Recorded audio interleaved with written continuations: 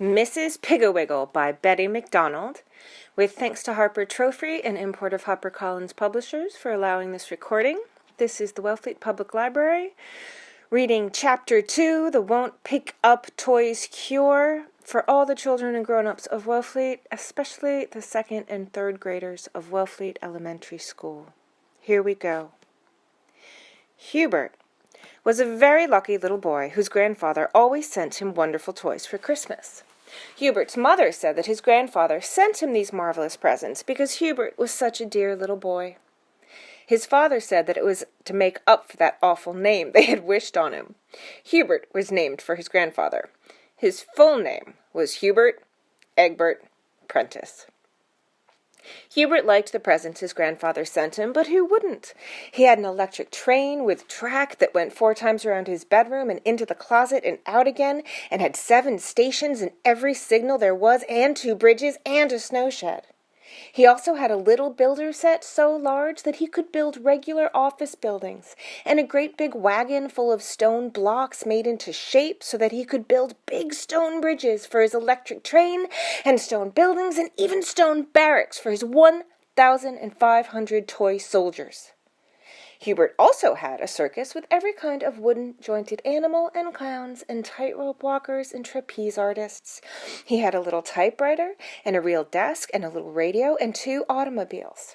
He had about 100 or more airplanes and little cars. He had a fire engine with real sirens and lights and hook and ladders and so many books that he had to have 2 bookcases in his room. Hubert liked all of his toys, and he was moderately generous about letting other children play with them, but he never put his things away. When his mother made his bed, she had to pick her way around and in and out and over the electric train and track. She had to take circus performers off the bureau and the bedposts. She had to pick up books that had been thrown face down on the floor, and she was continually gathering up the little builder set. It used to take her about 3 hours to do Hubert's room and about 1 hour to do the rest of her housework. She would send Hubert up to put his toys away, but all he ever did was to stuff them under the bed or into the closet, and in the morning when his mother cleaned his room, there they were for her to pick up. Mrs. Prentice was getting a little bored with this. One rainy Saturday, Hubert invited all of his little friends to play up in his room. He had Dickie and Charlie and Billy and Tommy and Bobby, and they got out every single toy that Hubert owned and played with them, and then, just before dinner, they all went home and left the mess. Hubert's mother didn't know a thing about this until the next morning when she went in to make Hubert's bed. Then she just stood in the doorway and looked. The electric train track went under the bed 5 times, and under the bureau, and under the chairs, and around the desk, and into the closet. All along the track were bridges and buildings of the stone blocks, and whole towns built from the little builder's set. On the bed, and under the bed, and on the bureau were the circus tent, the animals, the clowns, the tightrope walkers, and the trapeze artists. The floor was littered with books and little automobiles, and airplanes and painting sets and chemical sets and wood-burning sets and crayons and coloring books and the little typewriter and the printing set and the teddy bears and the balls and the jacks and the Parcheesi games and jigsaw puzzles and soldiers, soldiers, soldiers. Perspiration broke out on Hubert's mother's forehead, and she began to feel faint, so she closed the door and slowly went downstairs. She took 2 aspirin and telephoned her friend, Mrs. Baggs. She said, "Hello, Mrs. Baggs. This is Hubert's mother, and I am so disappointed in Hubert. He has such lovely toys. His grandfather sends them to him every Christmas, you know, but he does not take care of them at all. He just leaves them all over his room for me to pick up every morning." And Mrs. Baggs said, "Well, I'm sorry, Mrs. Prentice, but I can't help you because I think it is too late." "Wait, it's only 9:30 in the morning," said Hubert's mother. "Oh, I mean late in life," said Mrs. Baggs. "You see, we started our child, Ermintrude, picking up her toys when she was 6 months old. A place for everything and everything in its place, we've always told Ermintrude. Now she is so neat that she becomes hysterical if she sees a crumb on the floor." "Well, "I certainly hope she never sees Hubert's room," said Mrs. Prentice dryly. "She'd probably have a fit." And she shook her head and hung up the phone. Then she called her friend Mrs. Morehead. "Good morning, Mrs. Morehead," she said. "Does Gregory pick up his toys?" "Well, no, he doesn't," said Mrs. Morehead. "But you know, Gregory is rather special and delicate, and I feel that just playing with his toys tires him so much that I personally see that all of his little friends put the toys away before they go home." "Well, that's a splendid idea," said Hubert's mother. "But I'm trying to train Hubert, not his friends."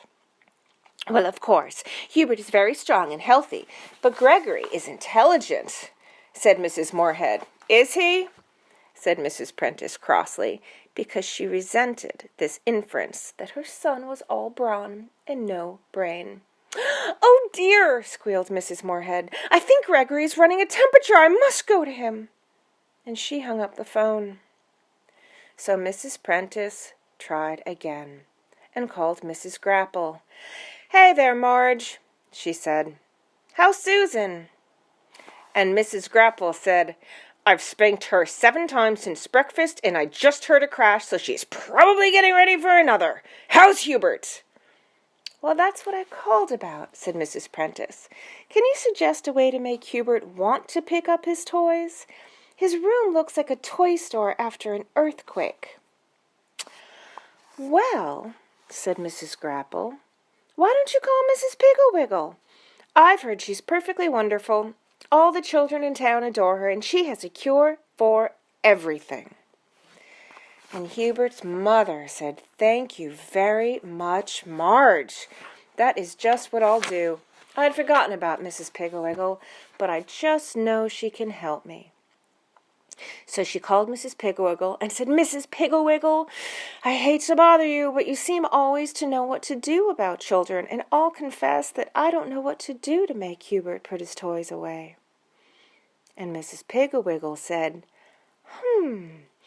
"Hubert is the sweet little boy with all the wonderful toys that his grandfather sends him, isn't he?" And Mrs. Prentice said, "Oh, why, yes, but I didn't know that you knew him." "Oh, yes," said Mrs. Piggle-Wiggle. "Hubert and I are old friends. In fact, he is building an automobile in my backyard out of orange crates and empty tomato cans. Hubert is a very good carpenter."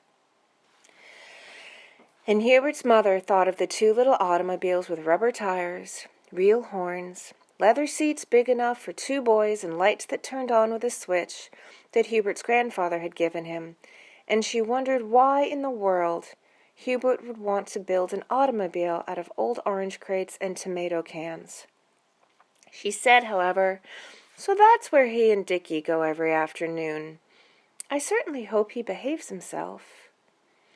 "Oh, he does," said Mrs. Piggle-Wiggle. "We are all very fond of Hubert. But this problem of his toys, let me see." And Mrs. Piggle-Wiggle was quiet for some time. Then she said, "I think that the best thing for you to use is my old-fashioned won't-pick-up-toys cure. Starting now, don't pick up any of Hubert's toys. Don't make his bed. In fact, do not go into his room. When his room becomes so messy he can't get out of it, call me." Mrs. Piggle-Wiggle said goodbye and hung up the phone. Hubert's mother, looking very relieved, went gaily about her housework, baked a chocolate cake for dinner, and did not say a word to Hubert when he came home with 10 little boys, and they all trailed upstairs to play in Hubert's room. And the next morning, when Hubert came downstairs for breakfast, his mother noticed that he had a little pan of watercolor paint stuck in his hair, and his shirt had purple ink from the printing set on one shoulder. She said nothing, but tripped upstairs after breakfast and quickly shut the door of his room. And the next morning, Hubert's mother had a little trouble shutting the door of his room, and she noticed that Hubert had circles under his eyes, as though he had not slept very well. And the next morning, Hubert was very late coming downstairs, and before he opened his door, his mother heard a great clatter and scraping, as though he were moving furniture. He had little bilger bolts stuck to his sweater and 2 paint pans in his hair. He was so sleepy he could barely keep his eyes open, and he had a red mark on one cheek.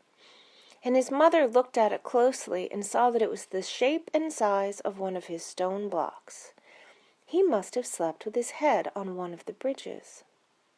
On the 7th day, after Hubert's mother stopped putting away his toys, he did not come down to breakfast at all. About 11 o'clock, his mother became worried and called up Mrs. Piggle-Wiggle. And she said, "Good morning, Mrs. Piggle-Wiggle. This is the 7th day of the old-fashioned won't-pick-up toys cure, and I am worried. Hubert has not come downstairs at all this morning." And Mrs. Piggle-Wiggle said, "Let me see. The 7th day. It usually takes 10 days, but Hubert has so many toys, he would naturally be quicker." "Quicker at what?" asked Hubert's mother anxiously. "Quicker at getting trapped in his room," said Mrs. Piggle-Wiggle. "You see, the reason Hubert hasn't come downstairs is that he cannot get out of his room. Have you noticed anything different about him lately?" "Well," said Hubert's mother, "he looks as though he hasn't been sleeping well, and on the 4th morning he had a red blotch on his cheek, just the shape of one of his stone blocks." Said Mrs. Piggle-Wiggle. "He probably can't get at his bed and is sleeping with his head on his blocks for a pillow." "But what will I do?" asked Hubert's mother. "How will I feed him?" "Wait until he calls for food, then tell him to open the window, and you put a piece of rather dry bread and peanut butter on the garden rake. He will have to drink out of the hose. Tie it to the rake and poke it up to him."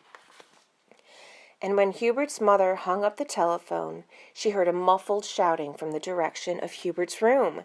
And she hurried upstairs and listened outside the door, and Hubert was shouting, "Mom, I'm hungry!" And his mother said, "Go over and open the window, dear. I will send something up to you on the rake." And so Mrs. Prentice took the crusty old piece of a very old loaf of bread, spread some peanut butter on it, and took it around to the side of the house. And pretty soon Hubert's window was raised about a foot, and a hand and an arm appeared. And his mother stuck the bread on one of the tines of the rake and poked it up at the window. And the hand groped around for a while, and then found the bread and jerked it off, and the window banged shut. And that night, when Hubert's father came home, his mother told him all about Mrs. Piggle-Wiggle's treatment. Hubert's father said, "Mrs. Piggle-Wiggle sounds all right, but none of this would have happened if Hubert's grandfather hadn't given him so many toys. When I was a boy, all I needed to have a good time was a little piece of string and a stick. And Mrs. Prentice said, "Not that old string and stick story again, John. Anyhow, now that Hubert has the toys, the picture is changed." And Mr. Prentice hid his face behind the evening paper and said, "Something smells delicious. It's Irish stew, I hope." "Yes, sweetie," said Hubert's mother, worrying about how she was going to serve Irish stew to Hubert on a rake. She finally put a potato on one prong, a carrot on another, an onion on another, and pieces of meat on the last 3. And the window was opened only about 3 inches, but the hand grabbed the food. And after dinner, Hubert's father tied the hose to the rake and held it up while Hubert put his mouth to the window opening and tried to get a drink of water. It was not very successful, but he managed to get a few drops. Mrs. Prentice was worried. The next morning she knocked on Hubert's door and said, "Hubert, what are you doing in there?" And Hubert said, "I've got a bear pen made out of bureau drawers, and my bed's the mother bear's house, and my train went under my bed 13 times now." "Hubert, dear, don't you think you should try and come out soon?" asked his mother. And Hubert said, "I don't want to come out. I like it in here. All my toys are out, and I can play with them any old time I wanna. This is fun." And his mother went downstairs and called Mrs. Piggle-Wiggle. And Mrs. Piggle-Wiggle said, "Oh, but he will want to come out. Wait and see." And that afternoon, about 2 o'clock, there was music on the street and children's voices laughing and calling, and pretty soon, right past Hubert's house, marched Mrs. Piggle-Wiggle and all the children, and right behind them came the circus parade. Hubert managed, by putting one foot in a bureau drawer and another in a freight car of his train, to get up to the window and look out. And he waved to Mrs. Piggle-Wiggle, and she called, "Hurry, hurry, Hubert! We are going to march all over town, and then we are all going to the circus." And Hubert turned around quickly with the idea of getting to the door and joining the fun. But the freight car went scooting under the bed, and the bureau drawer tipped over and hit him smartly on the shins. And Hubert began to cry and to try and kick his way to the door. But everything he kicked seemed to hit back. He kicked a building, and a big block fell on his toe. He kicked at a little builder office building, and it fell over and clouted him on the back of the head.